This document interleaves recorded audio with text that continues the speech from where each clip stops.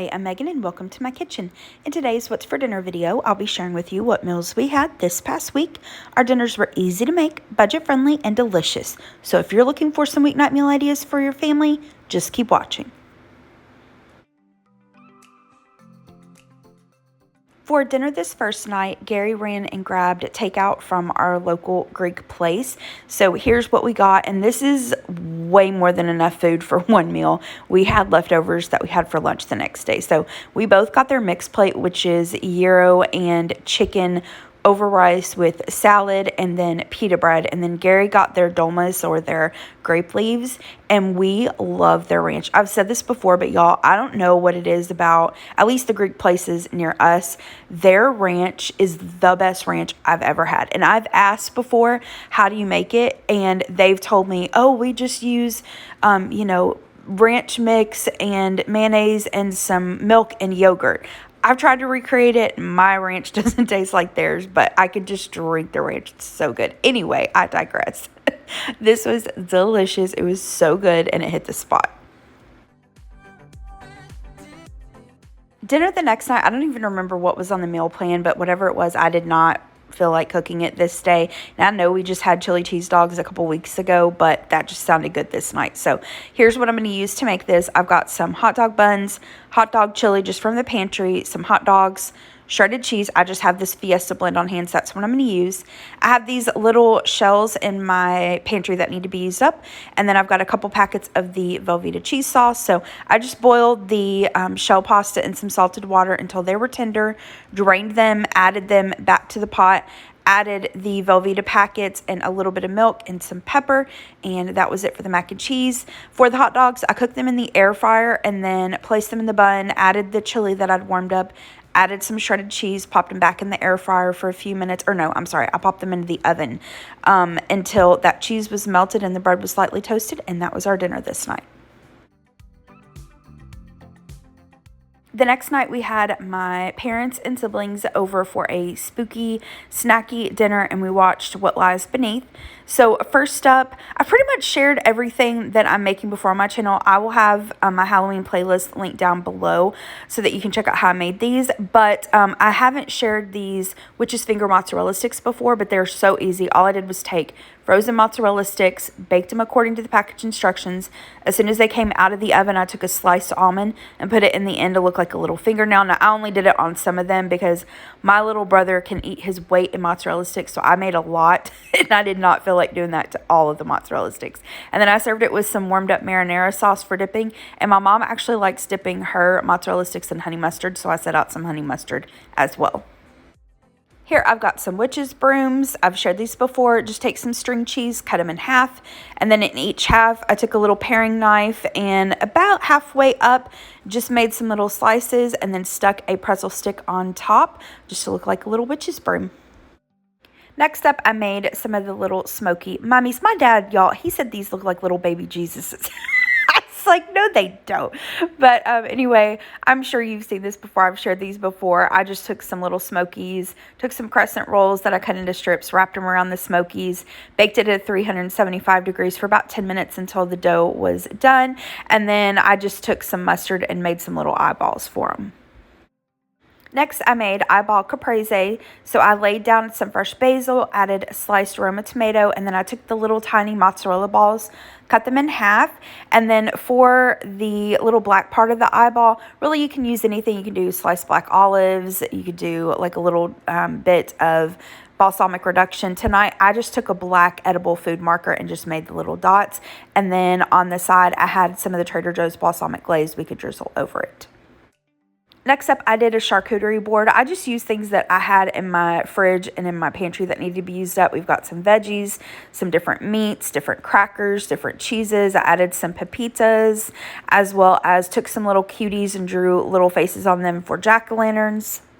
I did some grapes, which I love grapes with cheese, some olives, gherkins. For the spreads, I did some Mike's Hot Honey and fig preserves. And then when I do charcuterie boards, not all the time, but I try to remember to at least try one new cheese or one new thing. And tonight I added some manchego cheese to this, which I hadn't tried before, and it was actually pretty good. While I was digging around looking for cheeses and meats in my fridge, I had like a half a package of cream cheese I needed to use up. So I've seen this on Pinterest. I just took the cream cheese, let it sit out at room temperature, and formed it into a little bone. And then I had some strawberry jalapeno jam in my pantry to use up. And so I just kind of drizzled that across that to do, pepper jelly and cream cheese. That combination is so yummy. In this bowl, I just have the Cheetos Bag of Bones cheese puffs that they put out this time of year. I got these at the Dollar General store, but I've seen them at different stores. And then like a month or so ago, I saw these orange and black tortilla chips at Target. So I set that out. And then I've seen this for years and wanted to give it a try. It's the little spiderweb taco dips. I've shared this taco dip recipe before. I'll link that below. I just layered it a little bit differently, and I took some sour cream, thinned it out with a little water, and put it in a squeeze bottle to make the like spider web, and then I have the fake spider ring. Next, I did crock pot meatballs, which I've shared this many times before. Just did some frozen meatballs with barbecue sauce, a little grape jelly, and then some pepper jelly, and cooked it on high for 2 hours. Next, I made some graveyard brownies. Just took a box brownie mix, baked it according to the package instructions, added some canned chocolate frosting on top, and then just decorated it like a little graveyard with decorations that I already had on hand. And then we had some just odds and ends of sweet treats. So I just did like a sweet charcuterie board type thing. I had a couple decorated sugar cookies I got from the dollar store. We had just a few of the Halloween Oreos left, so I added those. We had a caramel apple that needed to be used up, so I sliced that up. We had some of the little critters, Reese's Pieces, and then the Reese's covered pretzels. And then last but not least, I made punch. This is just orange sherbet, orange soda, and lemon lime soda. You want everything to be nice and cold. Just add it to the punch bowl, a little bit before you're ready to serve so that the sherbet melts. And here is my plate. Everything was delicious, and we had a nice time together. For dinner the next night, I made Copycat Applebee's crispy orange chicken bowls. Now, I've shared this before on my channel, but it's been a while, and I wanted to share it again because I've had lots of new viewers since then. So I mentioned before that this was my favorite thing that Applebee's had on their menu. They had it for years. They took it off years ago. Every once in a while, they'll bring it back, but they've changed the recipe. It's not the same that it used to be. I've made this Copycat version for years, and it is like spot on. It's delicious. It's easy. So let me show you how to put this together real quick. I'm going to start out by making the glaze. So in this little saucepan here, I'm adding just a touch of oil. This is on about medium heat. I'm going to add in some minced garlic, give that a stir, and cook that just for about a minute until you really start to smell the garlic. You don't want it to burn, so don't cook it longer than that, and make sure your heat's not crazy high. Next, I'm going to add in some orange juice. Now, tonight I squeezed this fresh, but in the past I've just used bottled orange juice. Either's fine. I'm going to add in some orange zest, and if I'm using bottled orange juice and I don't have any orange zest on hand, you can just skip it. Then we're going to add in some hoisin sauce. This is like an Asian barbecue sauce. You can find it just at your regular grocery store in their Asian aisle. We're going to add in just the tiniest pinch of cayenne pepper, then some sugar, and we're going to season this to taste with some salt and pepper. I'm going to give that a really good whisk, and then I'm turning my heat up slightly to about medium-high heat.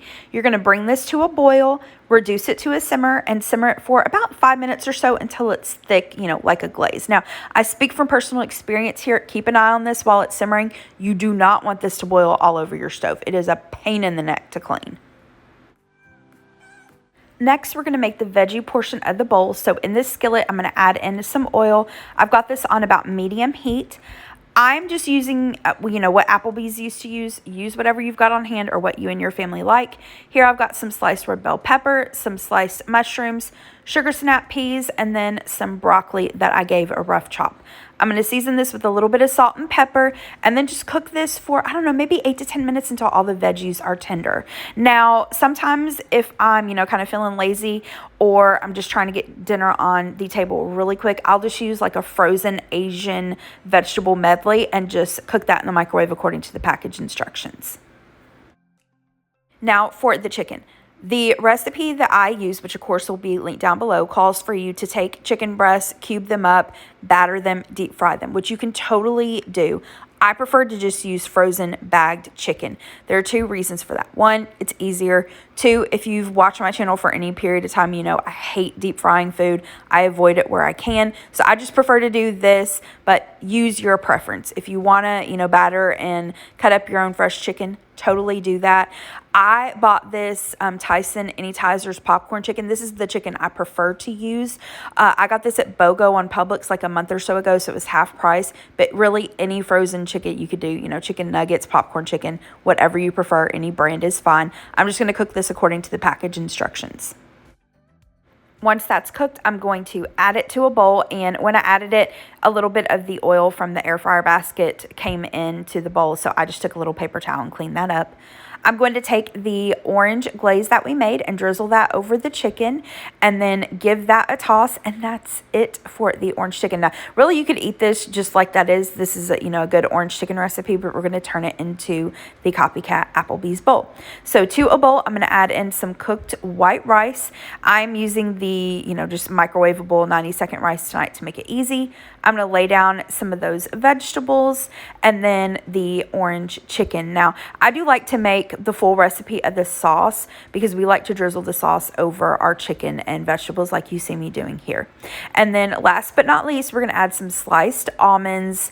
Obviously, if you have a nut allergy, don't add these, but add them if you can. They give a nice texture and a nice crunch to them. So here is my plate. Gary was at the gym this night, so he ate later than I did, but his plate looked exactly the same. This is delicious.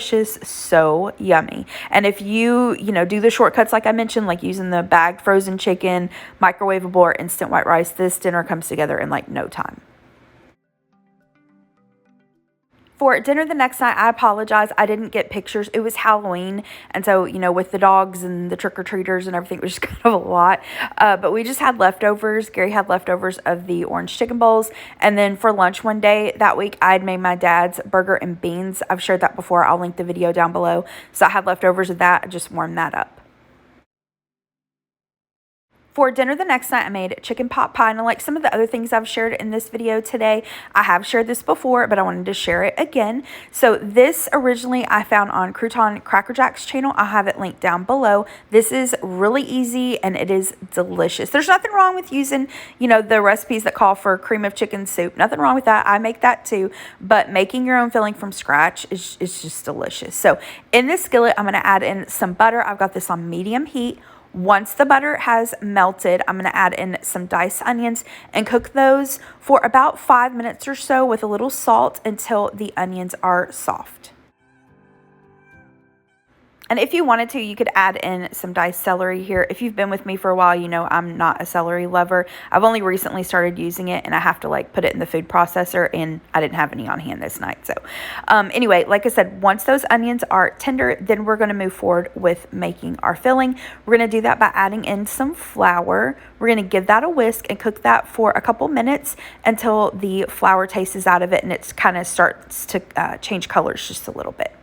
Then we're going to add in our chicken stock. Now I'm just using some water with chicken bouillon powder. Then I'm going to add in the milk. Now you could use, whole milk, half and half, heavy cream, whatever you've got on hand. I'm just using what I've got on hand. And I'm just whisking the liquids in. You want to add them kind of slowly and whisk to make sure you don't have any lumps. Then we're going to add in our seasonings. We're going to add some dried thyme, seasoned salt, and then a little black pepper. Now, you could use whatever seasonings you prefer. I'm just using what the recipe calls for, but use what you like. So again, we're going to give that a whisk, and then you just have to simmer this for a couple minutes until it gets thick. Once it's there, we're going to add in our chicken. This is just some rotisserie chicken that I gave a rough chop. This is also a great way to use up Thanksgiving leftovers. If you've got some, leftover turkey, makes a great turkey pot pie. So now for the potatoes. If you don't like potatoes in your pot pie, you can skip it. The recipe calls for you to take russets and, peel them, boil them, everything, which you totally can do. But I just prefer to use the canned diced potatoes. They're already cooked. All you got to do is drain it. So I'm going to add that and then add in some frozen peas and carrots. Again, use whatever vegetables you like. You can do mixed vegetables, whatever you prefer. We're going to give that a stir and then give it a taste. Adjust the seasonings to your taste. Now for pie crust, you can totally make your own. I have in the past, but tonight I'm just going to use some store-bought ones. So what I did was preheated the oven to 375 degrees. I laid down one of the pie crusts in the bottom of a cast iron skillet, added the filling, added the second pie crust, pinched the two crusts together, cut a slit into the top, and then I took a little egg, beat it with some water, and brushed that on top. I popped this into the preheated oven and I baked it for, you want to bake it about 45 to 60 minutes or so, just until the crust is cooked all the way through and is golden brown. And then once you remove it from the oven, you do want to let this sit for about 10 or 15 minutes and then serve it up. So here are the plates. Just got some of the pot pie, and then I made some side salads, and this pot pie is so good. It's delicious. For the last dinner in this week's video, I did a slow cooker balsamic and herb pork loin. I shared how I made this in my last video. It was a Thanksgiving collab. I will post that link down in the description box below if you'd like to see how I made it. To go along with the pork loin, I just made some sweet potatoes. I cooked them in the air fryer at 400 degrees for about 20 minutes, flipped them over, cooked them another 20 minutes or so until they were fork tender. And to go along with that, I'm going to make some quick sauteed vegetables. I've got the skillet on about medium heat. I had some oil in it that I allowed to heat up. Once it was hot, I added in some diced onions, sliced mushrooms, and some cubed up zucchini. I'm going to keep the seasonings pretty simple. I did salt, pepper, and some minced garlic. And then I just cooked these for about 7 to 10 minutes, stirring them every so often until all the vegetables were tender and started to get golden brown. Here's what the vegetables look like when they were done, and then here are the plates. So we've got some of that pork loin with the extra glaze, the vegetables, and then for the sweet potatoes, I topped them with a little bit of butter, a little sprinkle of brown sugar, and a sprinkle of cinnamon, and this was a delicious dinner. All right, that is it for today's video. Thank you so much for watching. I hope you liked this video, got some new dinner ideas to try from it. If you did like it, hit the thumbs up button below and subscribe to my channel if you're not already. I hope you have a great rest of the day. Thanks so much for watching. Bye-bye.